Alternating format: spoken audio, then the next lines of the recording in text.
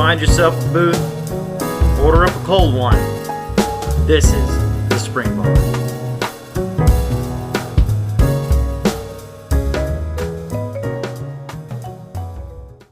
Hey everybody, welcome to the Spring Bar. Glad to have you here. I am Florida Mike, and today sitting with my co-host, Joe in the OC.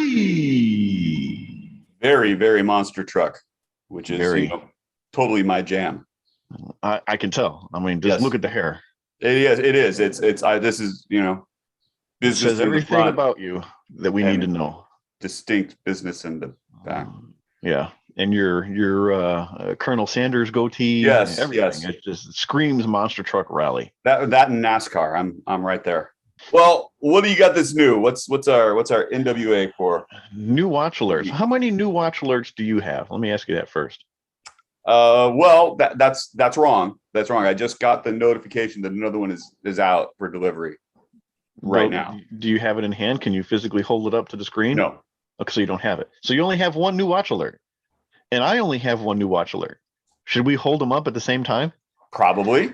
Because in typical Joe and Mike fashion, we are twinsing once again. We have enabled, I bought one and I've enabled you to buy one. True. So that way we could match. So we now are the proud owners of the Caravelle World Rover. This is now mine is marked 1967. What does yours say? 67. 67. Okay, so this is the first of two generations of the Caravelle World Timers. This is interesting because they basically took a dress watch and said, let's throw a World Timer bezel on it and call it a day. It's exactly what it looks like. So you've got like a Phil's second hand, you've got loom tips on some like pencil markers.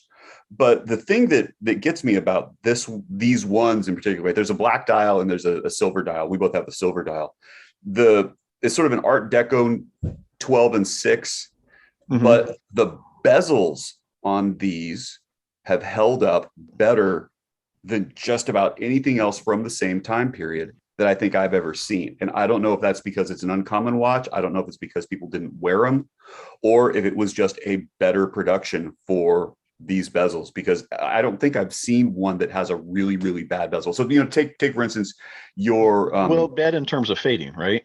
Well, yeah, bad in terms of fading, right? They get scratched, they get worn, but even still, you don't see a whole lot of them that are really worn either, compared to some of the oceanographer bezels, compared to the deep sea bezels that we both had, and the amount of fading that was on those. Do you think it's because these are less of a tool watch that you perhaps would wear it during travel, business travel? I don't know, family vacation type things or something like that. It's more of a dress watch, but I mean the size is really good. I mean, the person that wears this is really an international man of mystery, and he takes care of his items that he adorns his wrist with. Yeah, but when you're running away from the bad guys, I don't know. But it's always covered underneath your suit cuff. Okay. But I know what I think you're reaching, but okay. So you just said that there's a black and a silver. The black one is the second generation. That's the one you're referring to, right? Okay, let's make sure, because there is no. But the matchstick hands do it for me. I love the matchstick hands. Yeah, I think they're fantastic. So the World Rover matchstick hands and the surfboard cigarette hands. Which ones do you prefer? Both watches apparently coming from an era when it was cool to smoke. Well, 5 out of 10 doctor recommends. Yeah. I don't know. Lucky Strike. You're supposed to smoke. It's good for the baby. Exactly. Yeah. and asthma too, apparently. And the thing to do when you're in an airplane as well. Well, and it's always good after a full meal. What do I? That's a hard one. You're talking like the surfboard. So the surfboard cigarette hands. So the white hands with the orange. Yeah, the white tips. hands with those orange loom tips versus. And then these ones have the matchstick hands. I don't know. That's a hard question. That's a good question. That's another. I think that's our next poll. Which handset do you like better? That's a fair poll. I'll take Let's that. see. Yeah. So that's what I have that's new. So you might not have a new watch in hand, but I just saw you made a post. You have a new strap on something? Oh, I do. Yeah, I got another strap. So I got a two-piece. And this NATO. interests me because you're calling it a two-piece NATO, and it kind of is contradicting. And that's what the manufacturer calls it. So Okay. it's your straight up NATO style strap. Okay. Same kind of nylon, same kind of stitching, just not a full pass. No. Okay. Did it come with the compass? No, I added the compass on because I think it's cool. It's cool. It goes with it. Yeah. Right. So the idea, though, because the mill ships is so tall, with the way that the bezel is and the way that the Miyota automatic movement is, it's like 15 millimeters, and that's without really getting into the super domed crystal. Mm-hmm. Having it wear a little bit lower. And so I was okay, let's put on a two-piece strap and see what happens. But I couldn't find one that I really, really like. Now I have, and I got to see if I can take care of this today. I have a metal cuff for this watch. But I've seen. I need to physically drill holes in it because it wasn't meant for a watch that had this lug to lug. Okay. So, I put it on and it goes up to about my elbow. Since the watch is so wide, so I need to drill some more holes in it. But since I'm dealing with a metal cuff here, so I got to go pilot holes, make sure I've got it in the right place because you can't screw. It's and a curved metal cuff at that. Curved metal cuff at that. To find it's going to be appropriate to rest it on. It's going to be a big deal. It's going to be a big deal. So that's that's sort of my wrist check is the mill ships on a new strap and in the cup because it's morning where I am. Yeah.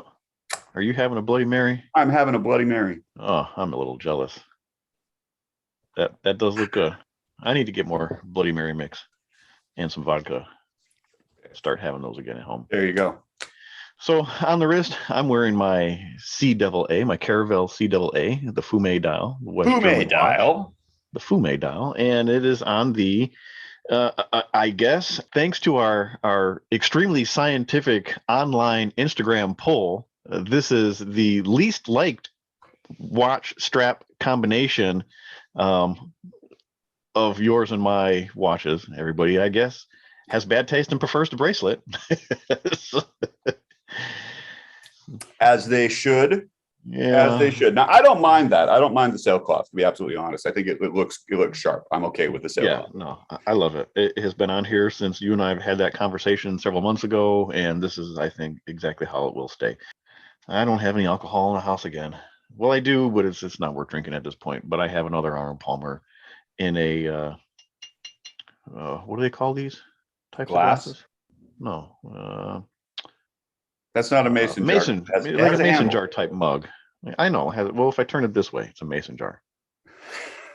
Close enough. It's what you would put a tea in on a hot summer day. Actually, it's really nice outside today, believe it or not. We've been surface of the sun hot lately, scorching. Humidity is going through the roof. Just to get from the front door to the car, you're sweating. Today is really beautiful. I actually was able to sit outside and have my coffee this morning. No lanai picture for today, but all right. We'll live. Yeah. All right. So moving on. We are talking. We kind of got a two-part show today. I guess the majority of what we're going to discuss is the watches that our significant others wear. And as you had mentioned in the pre-recording, when you look at our significant others' collections, it's a lot of stuff I wish I had. So how do you want to start this one?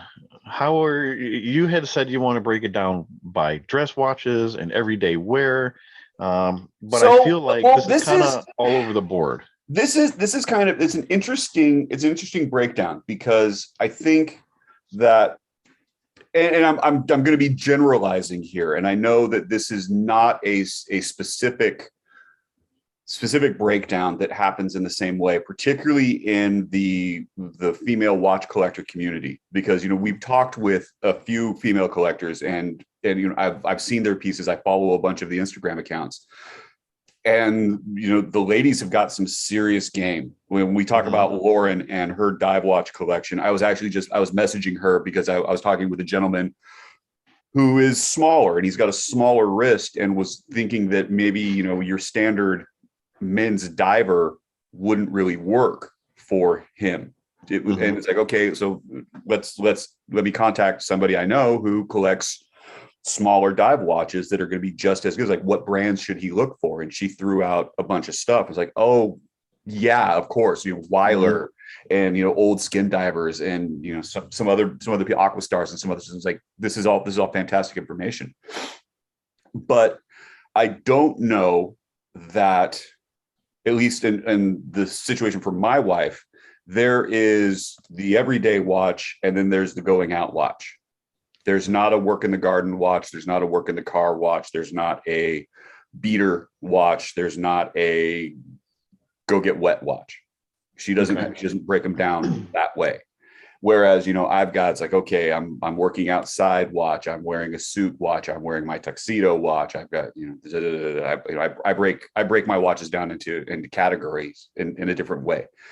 So when looking at, and trying to put all this together and getting out a bunch of my wife's watches, it's like, and I was sort of stuck because there's the watches that I remember that she's got. And then there's these other ones that I don't remember that she's got, that she's had for a long time. Like, she's got a couple of swatches and she's got some quartz no name watches and whatever else. But once we started dating and once we got married, I started picking up pieces for her. And then, she started getting kind of into some stuff. And so, so let me ask you this before you move on. So roughly how many watches does she have in her collection? Do you know offhand? Throw something out. 30. Okay. So of those pieces, how many have you curated for her and how many has she bought herself? Percentage wise. 70-30, 80-20. Probably close to 80-20. 80-20, 80 that you've done for her. Well, from what she still has, because she's culled her collection. And so the watches that she's still got right now are ones that I got for her, and she got rid of a bunch of them before. So, there's that. And then there's a bag of, it was an eBay, $10 grab bag ladies watches thing that I was looking for specific parts for another watch of hers. And so I just grabbed that, and she's like, oh, I like those. And the Ziploc bag is still in her jewelry drawer. She hasn't touched it because they don't work, but whatever. So here's why I asked that question, because it sounds like your wife and my girlfriend are different in the way they buy and wear their watches. Okay. So I'm not married. I have a girlfriend, but we live together. So I am able to, I guess you would say, curate her collection or help her guide her along and see what she wears on a daily basis. She is very much into fashion and coordination. And therefore, her watch collection reflects that style. So when she goes to work or when she goes out or whatever, the top has to match the shorts or the pants and the shoes, the jewelry and all that kind of stuff. So while I have bought her the majority of the watches that she has, I would say it's probably closer to a 70-30, maybe a 60-40, because she has bought some stuff for herself. She guides me in the direction of what she likes or what outfits she needs to have a piece that matches that. Interesting. See, my wife is not, she's not that, I won't say that she's not that fashion conscious, but for her, the matching of the accessories is a different proposition. And even so, particularly as for the watch that she's wearing most right now, it doesn't change. And there's not, the only thing that she'll change out straps, but that's about it. So I know that, so, I mean, if we just get into it, the watches that I've got for her, then like it started off with a Citizen Eco Drive. It's kind of a two-tone. That's it's a good watch, and it took her a little bit to figure out that she needed to leave it in the windowsill so that it would work, because eco drive. And then one of the first things that she asked me about, she's got this really cute little Skagen mother of pearl dial, and she loved wearing it, but she needed a battery for it, and so we went and got that fixed. And so I think those Skagens are real nice because they're thin. They wear so thin. So it's remarkably thin, and but the issue is the way that the bracelet is, because it's not lugs, it's more clamps. So it's a totally different way of attaching the strap. You've got screws on the bottom. And I even personally have I have two that are like that with the clamp screw type system. Yeah. It's a neat design. I mean, it's really secure. It helps out a whole bunch. And so then shortly after that, I started getting into Bulova. And as I was looking at watches for myself, I'd be like, okay, well, what is there for her that might be nice? And so I found this diamond indices, sort of date just ladies, kind of like a Super Seville kind of style. Yeah, Super Seville, definitely. And it's a beautiful little movement, and it's a great little watch. And so it's got that classic Rolex kind of profile. What size is that one? Oh, shoot. 28 maybe. I mean, it's little. It's little, but I mean, it wears really well. It looks good. She doesn't wear it that much. It doesn't appeal to her in terms of size and style. What appeals to her in terms of size and style is okay. All right, fine. I will admit that fine, come on, elegant timepiece that is the Harley Davidson biker chick rose skull. Yes, it is. So from time to time, my girlfriend will wear that one as well, because if everybody remembers, I was I don't know if I really was the victor of this competition, being that is the piece that I won. But she does wear it every once in a while. My wife, it was a favorite purchase of mine for her until I got her this one, which is straight ceramic. See that Bulova ceramic bezel, ceramic dial. Oh, it's a ceramic bracelet. Okay. Yeah, and it's complete monochrome. She loved this one so much.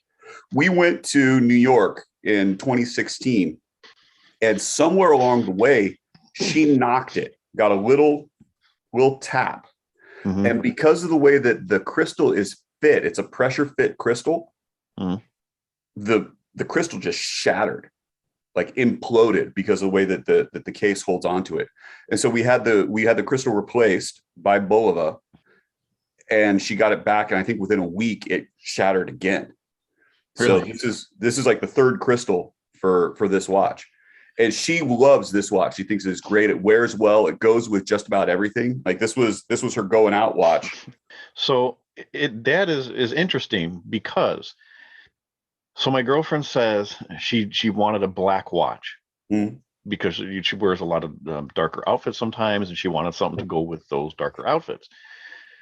Trying to find a black watch is not an easy thing to do, because you come across three things. PVD stainless steel, which for somebody like her who's not always aware of having a watch on the wrist, and if things will get knocked and scratches are going to end up showing up, and it's not going to look nice for a long period of time. You are going plastic, which you get the plastic production value. I mean, generally speaking, it's not a high quality, very well finished piece. And they're just super light, and they're not always fun to wear. So that leaves you with ceramic. But to find an all ceramic watch is not an easy thing to do. So actually what I come across is an all ceramic Skagen. Oh. So Look at same that. thing. The only stainless parts is the butterfly clasp and the case back. Everything else, even the crown, is completely ceramic in black, Interesting.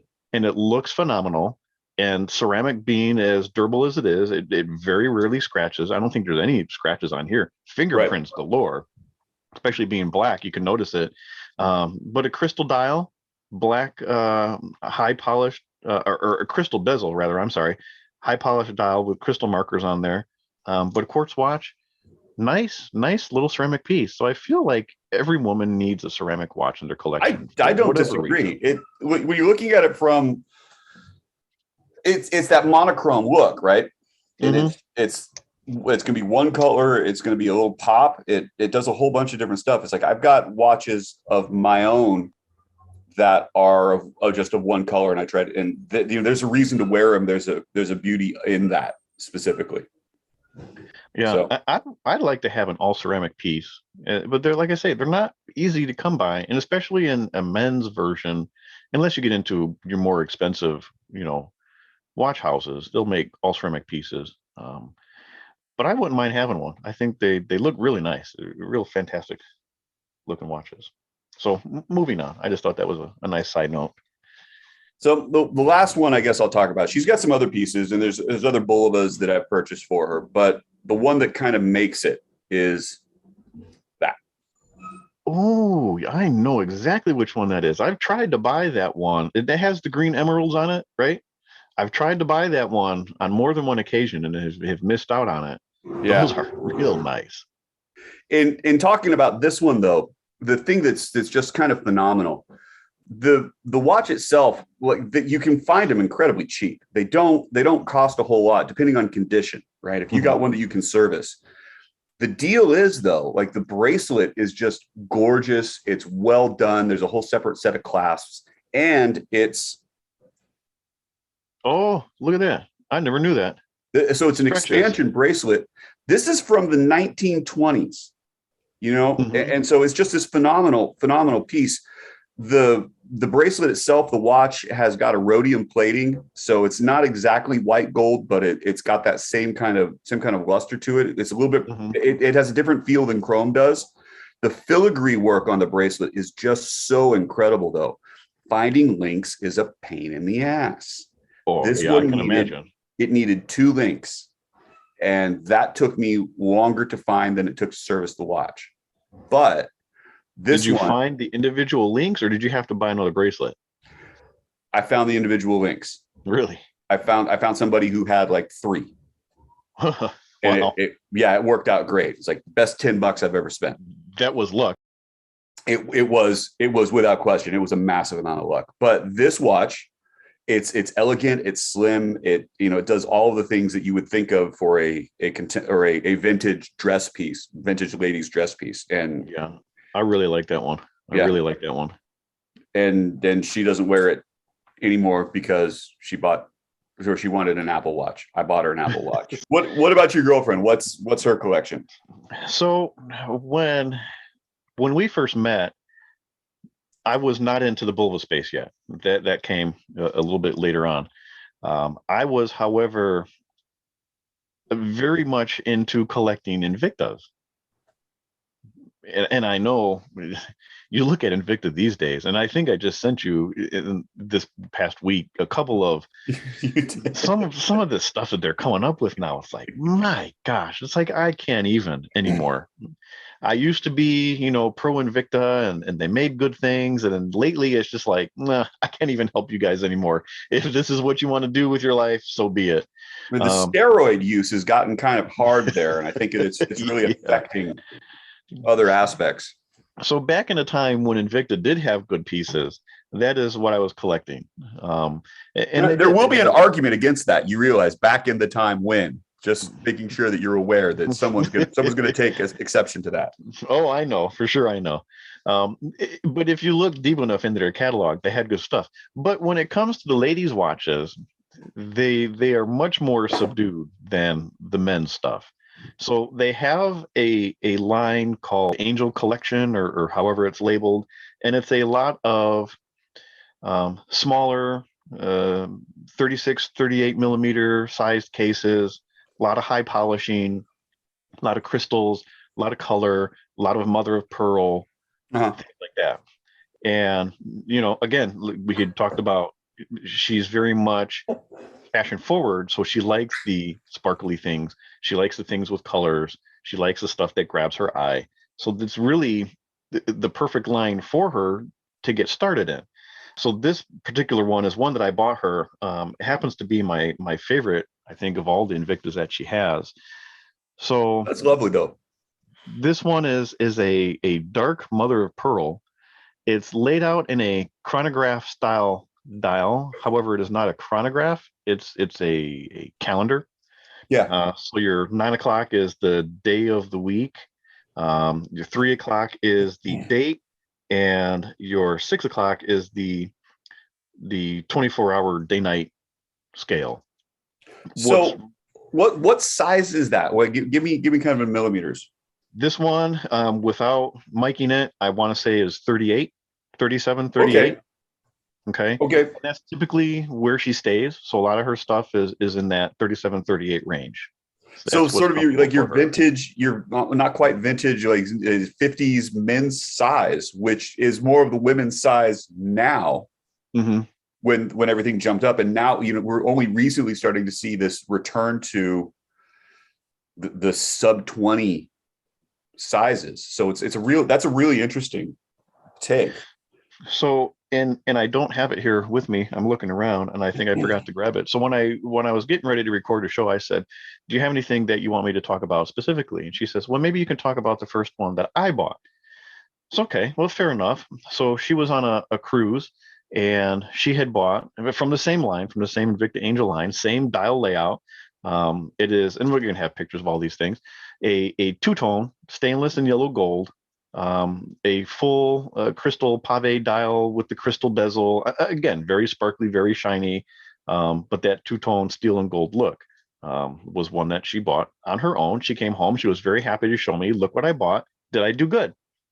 I said, "Based upon the way you wear it and what you're going to do with it, I think you did a fantastic job."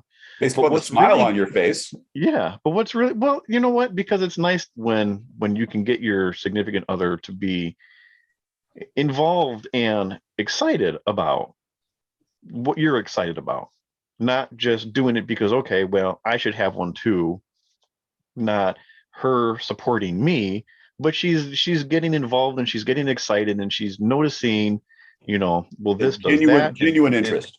Yeah, exactly. But anyways, back to these particular watches. What's nice about them is so Invicta uses a lot of Seiko movements. These are quartz watches. It is 4 tick per second sweep second hand on these watches. And I don't understand why, because we just talked about quartz watches, why more manufacturers don't go with something like that. The technology exists. It's not very hard to do. If you're trying to meet a price point, that's kind of the issue. When you look at, come on, do you know how much I paid for this? Right, but even still, $130. Yes, but that's not the issue. The issue isn't the selling price point. It's when you're trying to meet a manufacturing price point or a profit price point. So yeah, you can sell that profit off these. Well, yeah, you can, but the question is, okay, could you make more profit off of doing the exact same layout with a watch that doesn't have quite the same movement? And the answer is yes. Well, yeah, but to what degree? It's not a whole lot, I'm sure. Margins are margins, man. I don't know. In any case, I love the way these tick, because you get that sweep second. It's not a 5 or 6 tick per second like a lot of your vintage watches or your modern watches are. But you still get the effect of having the sweep hand, and I think that's really cool. That they do that for something like this. So she has quite a few Invictas. She has so I was big into the Invicta Pro Divers at the time. I was wearing them. I was modifying them. So she wanted something similar. So I bought her an Invicta 8932, which is the 38 millimeter quartz version, thinner, not as tall on the wrist. She still has that. She likes it so much that she bought one for her father for Christmas one year. And They were just together this past week, and they did a wrist shot. I posted it up on Instagram. So it's nice that, she liked it so much, and she wanted to have that tie to her dad, that she bought him one. And even though they're 1,100 miles apart, they can share that together too. Because her dad, is the one that gave me the Rado, the Diastar. So he's not huge into watches, but he has some nice stuff over the years that he's, acquired. But at that point that you've ticked into something that's it's not just kind of a passing fad. It's not just, okay, I'm doing this because I want to support you. This is okay. You've sparked a genuine interest, and it's not just a genuine interest. It's also this desire to create your own memories, to propagate your own legacy, to take the idea of watch as a bit of heritage, or as not a status symbol, but as a cultural touchstone. Let me get one. I have this. Let me get this for my father, rather than the other way around. And so now you're starting to create a shared history with a timepiece. And that's a special moment. That's a really nice attribute. And you can do that with something as simple as an Invicta. Oh, you do it with anything. But it's speaking less to the particular brand of watch, but more for what exactly the watch represents. And it just happened to be an Invicta. And I think that's a real important point. Yeah. So let's move on to her dress pieces real quick. So, a lot of what she wears is I guess you can call dress pieces. One that I bought her. And I bought her this for, I believe, our first Christmas together. I wanted to buy her something with diamonds, but you don't want to buy a diamond ring, because that's going to send the wrong signal right away. At Christmas? At Christmas, exactly. And diamond earrings is always, that's too generic. So I bought her a diamond bezeled watch. So this is a brand called 88 Rue de Rhône. Okay. And it's probably a brand that not many people have heard of. It's all Swiss made. It is a Swiss quartz, 2-hand quartz Ronda movement, all highly polished case. It has Rue de Rhône engraved on the side of it. I believe, I'd have to count again, but I believe it is 88 diamonds all around the bezel. This is a brand started by the grandsons of Raymond Weil. So they have not the watchmaking history, but they come from the watchmaking family. So while it's not a very well-known brand, and I don't think they did too well, I believe they still sell some stuff. It is a very nicely made watch. This was her first Swiss piece, was her first diamond watch.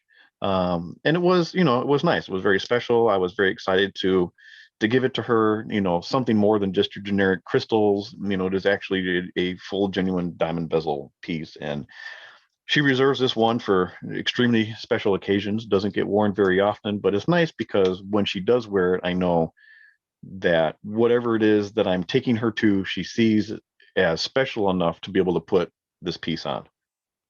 So that's how I did. And I know I did good on date night, is if she wears that one. That brings us to.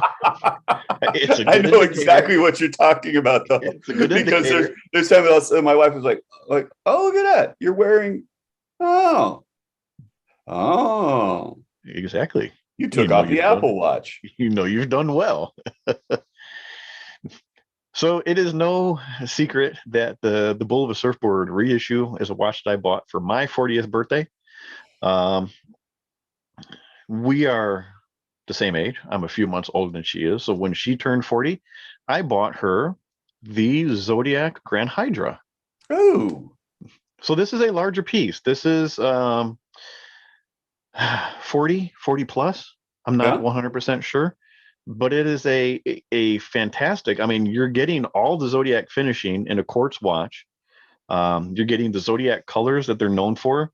This is a light blue chapter ring, orange second hand, orange and white markers, a combination of brushing and polished case, great proportions, nice bracelet. The sizing of this bracelet is so easy. I'm going to find a link here that I can size and do it on camera. Where's it at? Okay, right here. So you twist one end. Right. If I can show it on here the right way, it flips up and the it slides bracelet out. slides out. Yeah. And you can do that with whatever links, and you just flip the end link down, and that's it. The easiest, that quick sizing stuff, sizing system I've ever seen. This Bulova, it's the same. The bracelet's the same thing. It's just you just slide them in and out, and it's so simple to do. It's like the bracelet thing shouldn't be that complicated. And it seems that there's a lot of brands that's like, oh, well, we'll do that on the women's piece because they want to be able to do it themselves. Let's make it easier. It's like, no, do it on all of the pieces. Put that onto my watches. Don't make like I don't want to get out like a pin lock and come on. And in fairness, this is a men's watch. So Zodiac, I guess, was listening to you and put it on one of their men's pieces, but it's not because it'll never be sized again. So you do it once and you're done. It has nothing to do with the ease for women's pieces to do, but it's just a very cool sizing system. I like the way that, and from time to time, I will wear that one because I'm jealous that she has it and I don't. So moving on, she does have some vintage stuff. She does have some Bulova stuff. The first vintage watch that I bought her, and I don't have it with me, but it is here on screen, is a mid 70s, and I don't exactly know what year it falls in, but it's an Edo rectangular two-hand manual wind vintage watch. I bought it for real cheap. I thought, well, we'll see if she likes the vintage watches, smaller. She didn't really wear that one hardly at all. The reason why I don't have it is because I have no idea where it is. It's somewhere in a drawer. I couldn't find it. Whoops. That one didn't do so well. So I thought, okay, well, I started getting into Bulova, and then I found this 2-crown super compressor. Yeah. On original bracelet, the Bulova, and it's a very poor choice of labeling. This is the Bulova Lady O. Right up there with the Lady G. I would not have picked that designation for this watch, but it is what it is. This is very cool. Inner rotating bezel, red and white inner rotating bezel on a very dark blue sunburst dial. Yeah, the pictures never do that one justice because I always thought it was like black and red, and you told me it was blue, and it blew my mind. Like that's just got to be fantastic in person. Orange lume. Yeah, on stainless or silver markers, a red date wheel. The bracelet has this weird center link with some sort of a plasticky type inlay, like the Corfam inlay. Yeah, it does have the Bulova clasp on here. I believe both crowns, they are signed Bulova. So I mean, this is a very original piece. Yeah, they're gorgeous. They're fantastic. You can find them on eBay. You're going to pay up for them. Yeah. It's got an automatic movement too, doesn't it? An automatic movement. Yep. It's a tiny automatic at that, which makes it even more spectacular. Yeah. Well, that's the thing. These ladies pieces, and like the one that you have there that you were showing from the 20s, the movements, making a mechanical movement is one thing. But shrinking it down to, we're talking like 12, 13, 14 millimeters in total is a completely different thing. I mean, how they still operate on such a small scale just blows my mind. Oh, but then, there was no real difference at the time. They weren't looking at women's pieces as being lesser. And when you start looking back, like the origin of the wristwatch, they were women's pieces. Mm-hmm. And so you had to shrink it down and you had to make it as good as you possibly could. And then you look at the vintage men's pieces and you've got a lot of movements in common. So they weren't gendering movements. It was just kind of size and shape, really. And that's about it. So you get into some of these smaller movements, regardless of gender, just some of the technology that goes into it. Like the Bulova automatics for the lady divers. you can't beat it. You really just can't. They're as good as the men's sizes. They're just smaller and a lot more delicate, and a lot, all of the things that go with that. But functionality wise, as robust as they are, Oh, every bit you is can't good. beat it. You just can't. Yeah, no, not at all. So that one went over very well with her. She enjoyed it until it stopped working properly. So I bought this, and this is one that you and I share in common. So it's in my watch box. It's in my collection, even though it's technically not my piece. This is the little Caravel Lady Diver, the 333. This has, what is it? It's the blue, black, and orange Yeah. bezel on it. There you go. Yep. So this is a vulva clasp bracelet. I think it's the original bracelet that should be on here, but I think it's just a different clasp. Yours is a little bit in nicer shape than what this one is. Your hands Yeah, are and a I've got little an nicer. Accutron clasp on mine. Oh, so that's what I have too. I got the tuning forks. Maybe that's just what came on this one. Could Because this be. is from, what is it marked? P1. So that's what, 81? Yeah, mine's PO, so it's 1980. So that would make sense. So that would make sense. So these are both on the original bracelets then. But the bezel still rotates nice and smooth. This one winds up, sets, manual wind. Winds, sets, runs, perfect, keeps time. Tiny though. These are like what, 21 millimeters? Something 20, like that. 21? It's less than the size of a dime. They're minuscule, but so freaking legible. I was just gonna say, such a great dial design in these things. Oh, it's ridiculous. I'll wear it because this, like, you got that one for your girlfriend. I bought it for me. Yeah. This is my watch. Because I got this after the Apple Watch debacle, and I've spoken to my wife. It's like, oh, wait, what do you think about this watch? What do you think about this watch? She's like, I'm good. Which is like, all right, I can spend money for her now on bracelets to go with her new watch, and she can match that to her outfit. But this 333 diver, I got it for me. I wear it, and it just, the guys that I work with are like, isn't that a girl's watch? I'm like, yeah, it is. Look, isn't it cool? You're like, but look how cool it is. And the fact is, like, I don't have, it's not a, I don't have to come in real close to see the time. I just glance down at my wrist. I can tell exactly what time it is. It's an incredibly laid out dial. It's massively legible, even with a small size. It's legible from a distance. Well, and that's the same as this Lady O. I wish this was, and I wish it was a men's version as well. And the comparable one would be the Accutron snorkel.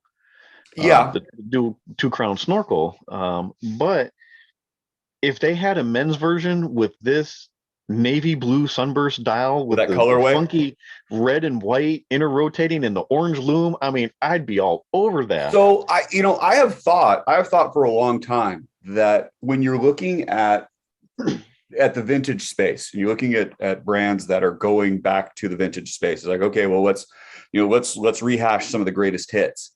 That for the brands that don't decide to mine their ladies' pieces, Bulova in particular has some fantastic divers on the ladies' side.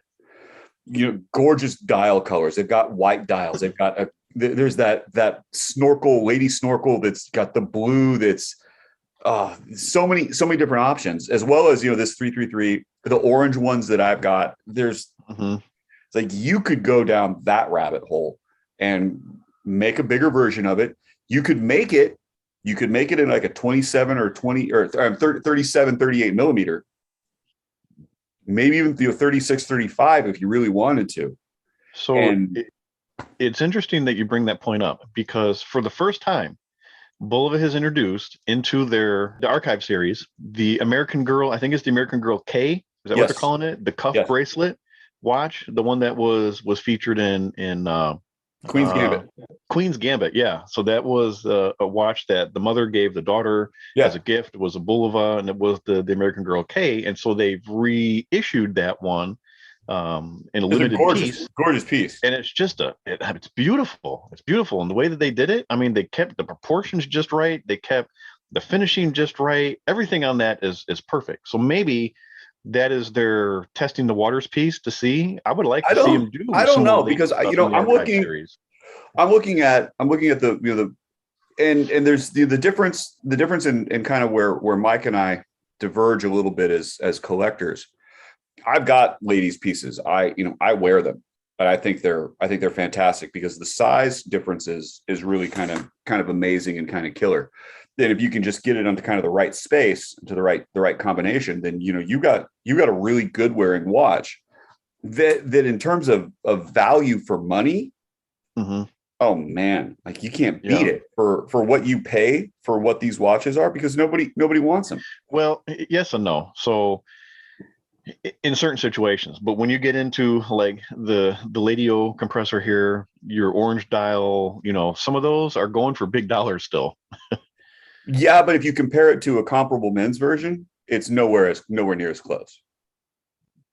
Well, I don't know. Compare the Ladio to the Deep Sea A. Compare the Ladio even to the Accutron 2 snorkel. Well, Ladio comes out on top on that. So if you want to buy one, yeah, currently, sometimes depends on what you're looking for, because I've seen the Accutron 2 snorkel going for $600. So if you want to buy one currently on eBay, there are some Ladios out there. You're going to pay $500 or $600 right now. I did not pay that much for this watch. I got it right before I think they started to blow up, which is probably why it doesn't run at the moment. But there you go.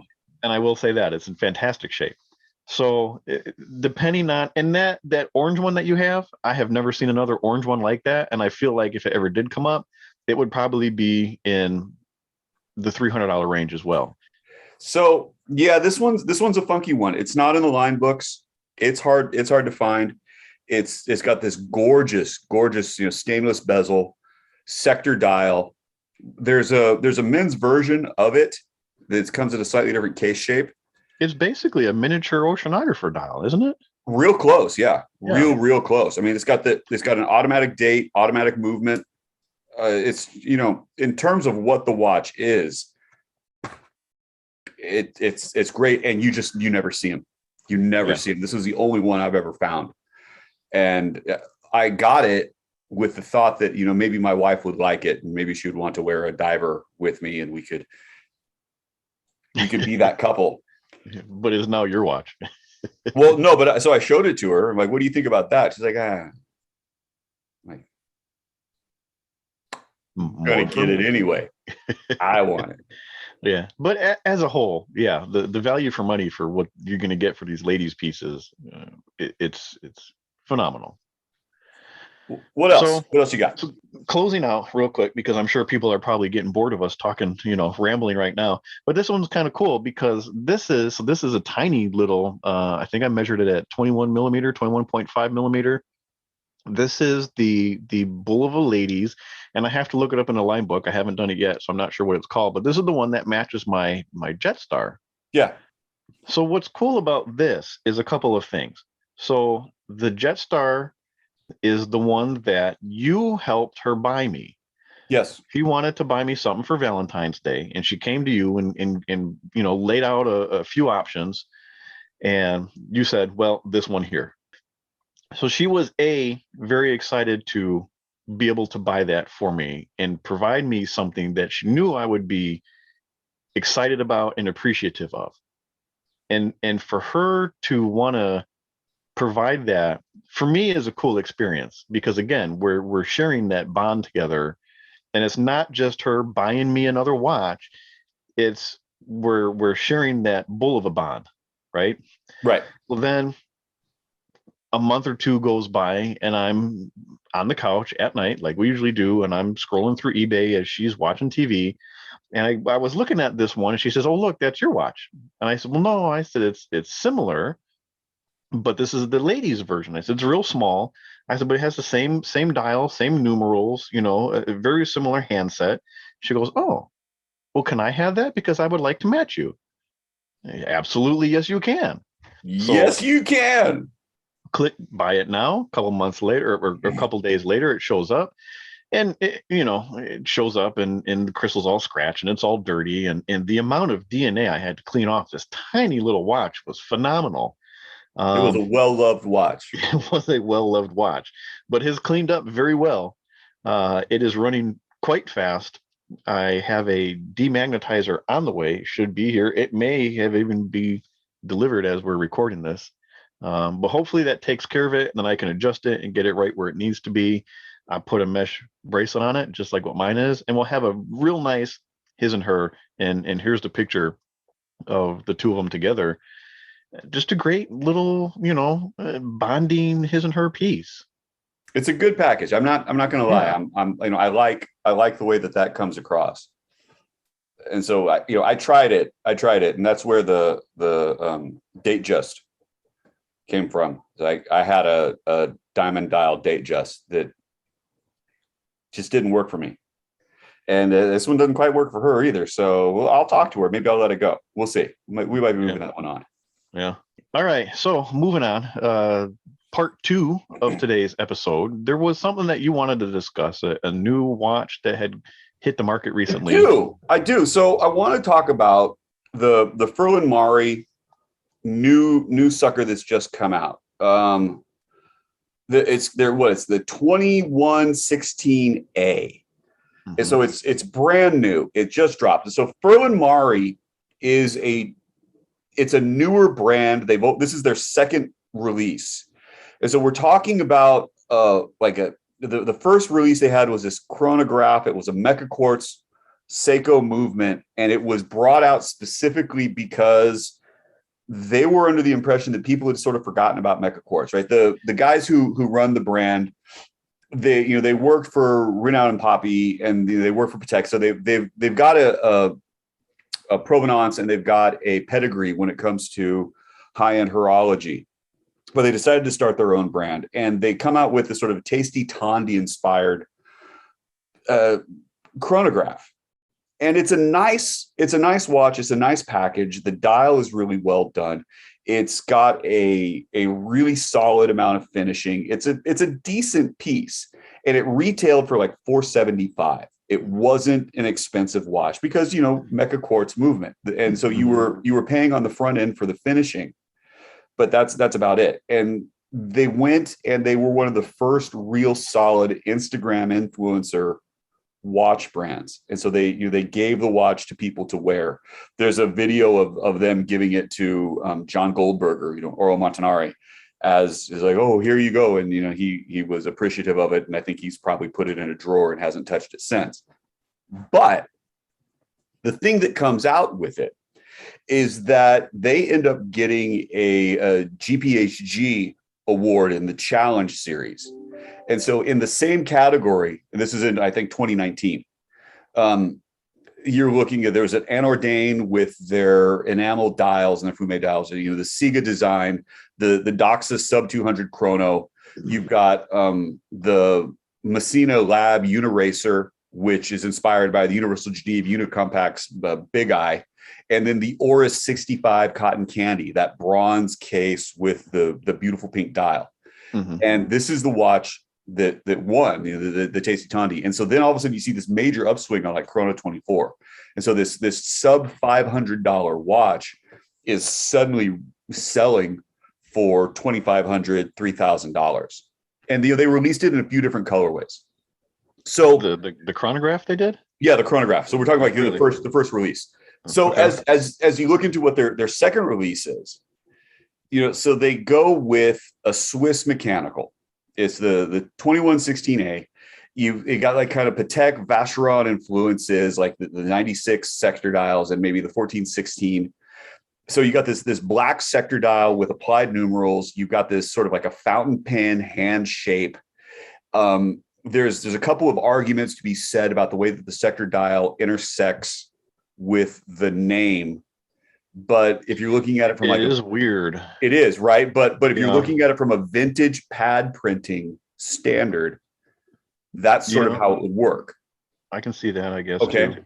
Okay. And so we're looking at, it's like a 37.5 millimeter dial size or case size. So it's not a really big watch either. You've got the horn shaped lugs and the attachments they go on in the mid case. And so it's a 3-piece case. It's a Le Jeu Perret movement.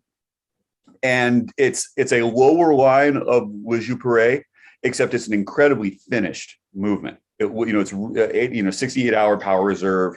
The whole watch is just incredibly finished. The package is phenomenal, right? It's perlage on the case interior. You've got a variety of different aspects that are going on, and it's $1,250. So here's how I see these two, if I can interrupt you real quick.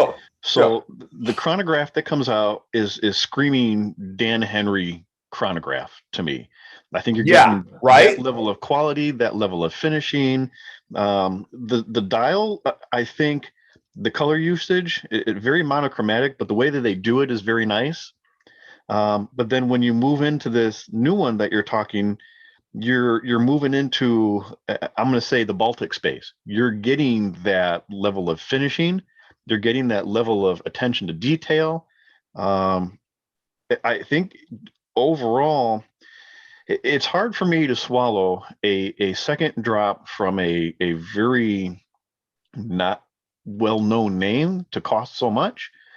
But the more that I look at it and hearing you talk about it and where it's come from, I get it. I understand it. I can see why.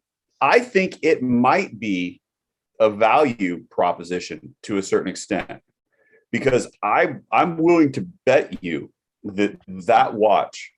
So here's the deal, right? They've opened it. I think it starts on the June 24th. It's a 10-day window that they will be taking orders. And once that 10-day window closes, no more orders for that colorway. They're going to be releasing other colors. And so you can imagine that there's going to be, a salmon dial, and there's going to be a silver dial, and there's probably going to be a blue dial, and they're probably going to change, case coloration. This watch, salmon dial with a rose gold case, that would go so nice too. Yeah.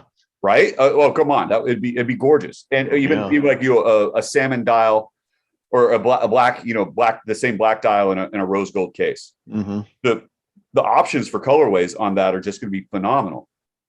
But the thing that strikes me about this particular combination is that you're looking at a company that's decided to mine the dress watch space.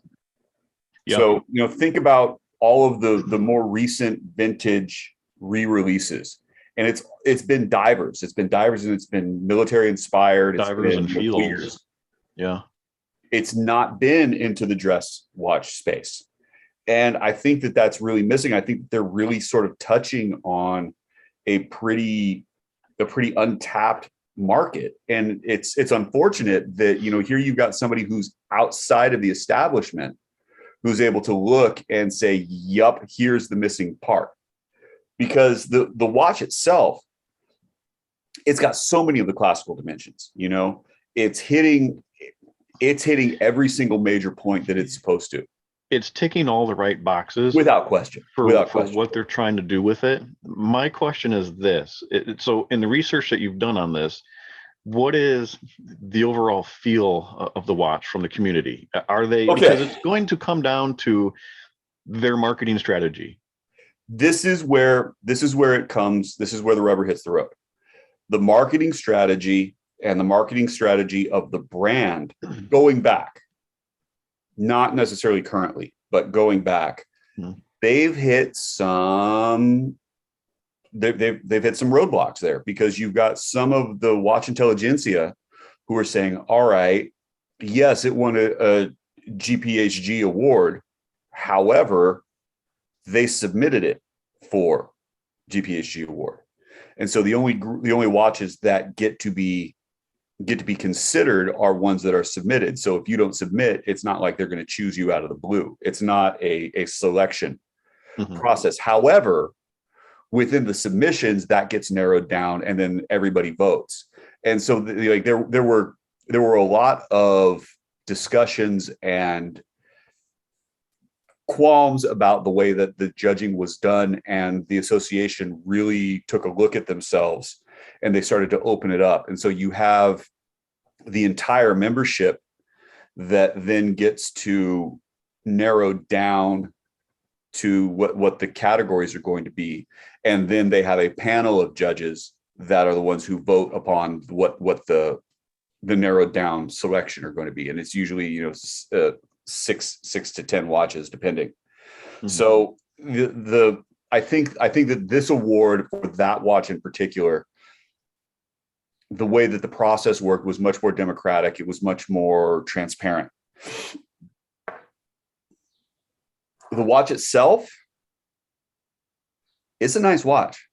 I don't disagree with you in talking about it being in the Baltic space. I didn't think about that, to be honest, and I agree with you 100%, because the Baltic watches are just phenomenal. I love them to death. I think that they're incredibly well done. I think that this watch, when you look at the finishing that's gone with it, I think that the attention to detail that's gone with it, it's up there in that same. If you're not up there, they're maybe a little bit above and beyond.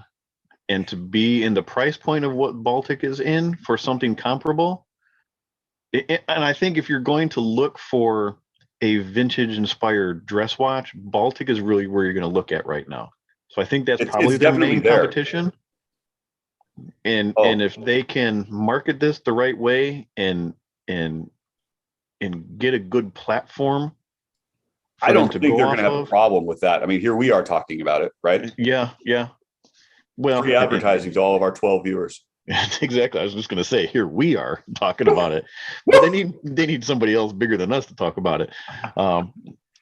It's a good. You sent it to me. You told me you want to talk about this. I looked at it. I'm like, okay, but then I'm looking at it, and it's something special. It really is. It's the thing about it. Like it's a little bit of a sleeper, honestly, because you look at it, it's like, oh yeah, okay, like well, hey, hang on a second. And then you take a deeper look at it, and it's a phenomenal package. I mean, that's not kind of price to move. It's gonna like, I don't see that going for less than half as soon as it pops up on any of the resellers. It's going to be a watch like an Atelier Win. You familiar with Atelier Win? Okay. I am. I agree with you. That sleeper watch, and when you wear it in the right company, or when the right person sees it, they're like, "Oh, that's not." I think that's what this is going to be. Seconds Rolex. It's going to be one of those where it's like, "Oh yeah, wait a minute." And it's going to be like, "Oh, that's a nice watch. What is it? Oh, wait. Oh, that's the one that I've been. Oh, okay. I think that's really what this watch is going to be." Yeah, I agree. I think that's one of those. It's going to be an interesting ride for this watch, and I'm real curious as to what the company is going to do for the next release, because where do you go after this in terms of what they've done and what so you start off with a chronograph, and then you go with this beautiful classic style dress watch. So what's next? Because in terms of archetypes of wristwatches, like, okay, small seconds, maybe, Calatrava style. I don't know what's left. A diver. Who knows? Well, what's left? I mean, if they're going to stick in the dress space, there's a lot left. There's a lot of avenues they can explore. So I don't know. I'm curious to see A, how this one does, and B, where that puts them for their next release. It's going to be real curious. It's going to be real curious. I'm looking forward to it. It's a brand to follow. So if we tag them and they feel like sending us some tester pieces either now or in the future, we'll be more than happy to give you our opinions firsthand. Sure. You don't need to send us this one. You can send us some of the next drops. That'll be fine. Yeah. Pre-production, that'll be good. Salmon dial. Exactly. There you go. All right. Well, I think that about wraps us up. What do you got for last calls, Joe? All right. I went to an OC Chrono Group meetup. I got to see Moonswatch in hand. Oh yeah, that's right. So the gentleman in question had the mission to Mars, and he had the mission to the moon. Okay. He had two. The two that I would want to buy. Right. And you're looking in terms of what they were like, other than the mission to Uranus, which I find that one on a daily basis. Everybody's mileage may vary. Some people have to go further for that than others. Well, fair enough. Dun. So I was left unimpressed. How unimpressed is what I want to know. Okay. The watch is plastic. Mhm. It feels like it's plastic. Okay, so let's start there. They call this bioceramic, and the way that they're describing their bioceramic is what is it? A 70-30, they say? 60-40? Yeah. I forget what the percentage is, but there's more ceramic involved than the plastic. Right, So, but if we do a callback, right? Here's my wife's ceramic watch. It's a quartz movement. It is a 3-hand movement. There's not a whole lot to it. This weighs more than the chronograph moon watch. And see, that was what I'm trying to get at is it doesn't feel ceramic-y from what I'm understanding. It's Not at all. Even though they claim there's more ceramic involved, people say it feels more plastic. It feels plasticky. It is, if you think about Swatch quality, which is not a derision on Swatch, but if you think about Swatch quality and what Swatch watches feel like, that's it. That's what it feels like. And when you compare it to the Moon watch, compare it to the Omega, there's no real comparison. And I think that part of the hype about that watch is the fact that it looks so damn good. It looks great in pictures, but as soon as you actually get it in the metal, I don't think it holds up. I don't think that it's going to do what you want it to. And if I were to get one, which I don't believe that I will, and I was pondering it, I was considering it. If I were to get one, I would leave it in the box. I wouldn't wear it. It would be an investment piece. It would probably be the mission to Uranus. And it would just sit. And that would be it. And I would sit on that for 15, 20 years. And then I would sell it and buy a car. That's what I think. Well, if you had a couple of them, you could sell them and buy a car now. Possibly. It was really funny. Like, the guy's got the two of them there, and I'm looking, I was like, that's $7,000 in watches right there. Well, yeah, depending on how you look at it. Considering what he had and the colorways that he had, it's like, yeah, that's what those suckers will go for. So did he buy them from Swatch, or did he get them on eBay? Did he say? I didn't ask. They still had there were still stickers on them. Well, that's here nor there. Well, yeah, that means he hadn't worn them. Well, still, it doesn't indicate where he bought it from. I didn't ask. What I'm saying, like, these are probably an investment piece on his part. So that's my last call. What do you got, Mike? Well, hold on. Is it good in the box next to? Is it a good? Because remember we talked, it was a companion piece to the stainless moon watch. Does it still make for a good companion piece, or is it not even that? I don't think it's even that. I think that it is the children's drawing of the Mona Lisa next to the Mona Lisa. So let me, and it's not even, so one of my students actually, they got like a coloring book, Mona Lisa, that they then did as Fiona from Shrek. And I have it on my wall at school. It's called the Fiona Lisa, and it's excellent. It's not even that good. Oh well. Okay. So it is a children's drawing of the Mona Lisa, because I think that I don't know that anyone will disagree that the Omega Speedmaster, regardless of the iteration that you find, Mark 1, Mark 2, Mark 3, Mark 4, Mark 5, the Sedna Gold, the various, the 1010 or the Ultraman or whatever, the Dark Side of the Moon. Any way that you look at the Omega Speedmaster, that is a classically designed watch. It is one of the few watches that you can take a look at from across the room, recognize it for what it is, and know the person who's got it is a watch person. Like, you don't have that watch unless you kind of know about watches for the most part. And it doesn't matter which iteration it is. The Moon Swatch, to me, comes across as a significantly diminished version of that. I don't think it damages the brand. I don't think it damages the reputation of the Speedmaster in the slightest. But to me, I don't like it, man. I don't like it. And I understand why some people might. It is definitely not my cup of tea. And I drink a lot of frickin' tea. And here's the interesting part is you're the first person that I know of that has gotten hands-on with one.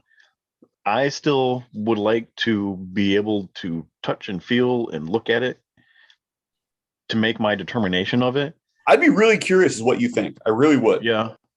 And generally speaking, when it comes to something like this outside of Bulova, we generally don't see eye to eye. True. So again, I'd like to see it for myself and go from there and see maybe we do fall on the same thing. Maybe I look at it and be like, wow, I've been defending this. You know, who knows? I don't know. It comes across as really cheap, which it is, but it does not, in the pictures, it does not transmit that same lack, you know, where it did in person. It was, yeah. I was disappointed. I was disappointed in the watch. Well, we'll leave it at that for right now. All right. What do you got? So my last call is really about us. You and me? Yeah, you and me and you together. No, us as a whole, as a show. So I was looking at some of our numbers the other day, and our YouTube views are really down. Started kind of strong. I think everybody kind of wanted to see what we looked like, and then had gone down from there. But I will say that we have been getting some new listeners in various geographical locations.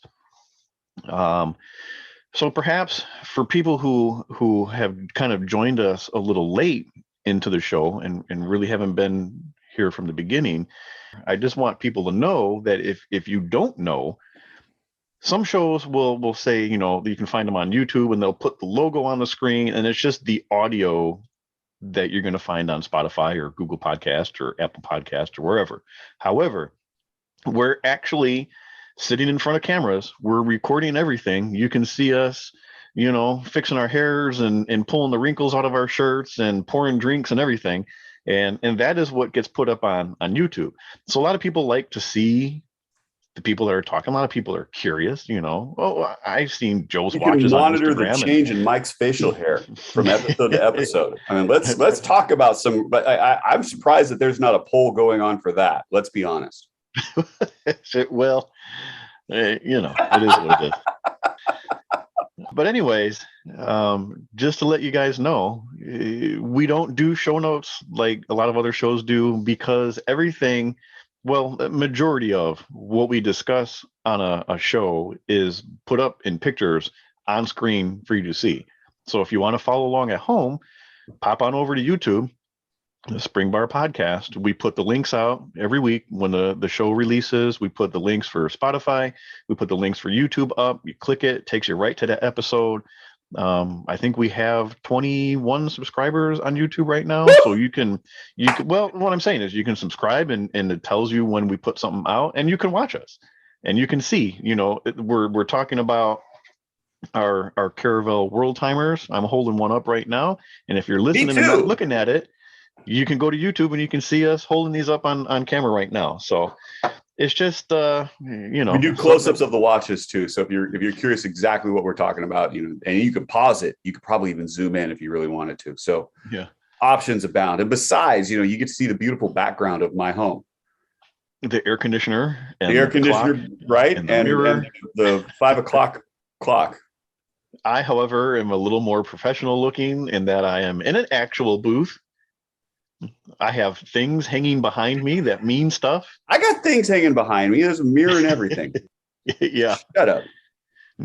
So yeah, it's something fun that we do. You know, we record it. If you listen to the audio, that's fine, because I know a lot of people listen on their way to work or when you're working out or whatever. People have said, oh, well, I'm about to so-and-so and I'm going to put my headphones in. But for people like, I know JP watches us. There are a couple other people that I know watch us on YouTube, and they get the enjoyment because you get to see us acting goofy and funny. According to JP, we're really good for putting babies to sleep too. So, you know, is that what he says? Shut up. He does now. Okay. So that's my last call. If you guys are new and listening and haven't been with us since episode 1, and you want to see what we're all about and you want to see what it is that we're talking about, like I say, literally see. Yeah, it all gets thrown up on screen. So head over to YouTube, check us out. And if you don't like it, then come back to Spotify. Also fair. Yeah. So how can they get in touch with us, Mike? So tonight, Joe, you and myself, we make up the Spring Bar Podcast. Like I just said, you can find us on Instagram, YouTube, Spotify, just about everything. We are the Spring Bar Podcast. On a personal level, I am 120 clicks, all spelled out, one word, 120 clicks. Joe? I am Watch Taylor Youth, TAYLORUPH. And you can also hashtag us at the Spring Bar Podcast. We'd love to see your watch shots. We would love to see your drink shots. We'd love to see just about any shots, anything that you got that you want us to talk about. If you've got a meetup that you want us to help promote, we're more than happy to do that too. And we're all about trying to help out the watch fam and get this connection going. So hold on before you say goodbye. Oh, okay. You always used to say, make sure you take a picture of, what is it? The wrist true. before it's the true. drink? So it's very important. It's very important when you are taking a picture of the wrist shot that you don't. I got to get the right. You don't do one of these. Right. You got to like don't do the drink and then the because then you pour. It's all over your. So did you alcohol see abuse? Don't be that guy. We have a mutual friend on Instagram. Did you see that he posted a video about that? Yes, I did. It was perfect. I'm like, oh, if you only knew. Don't be that guy. Yeah. So that's our PSA. Don't spill your drink on the floor. Alcohol abuse is life abuse. Yeah. While you're trying to take a wrist shot. So on that note, until next time, it was great having you here. We'll see you guys later. Cheers. Bye.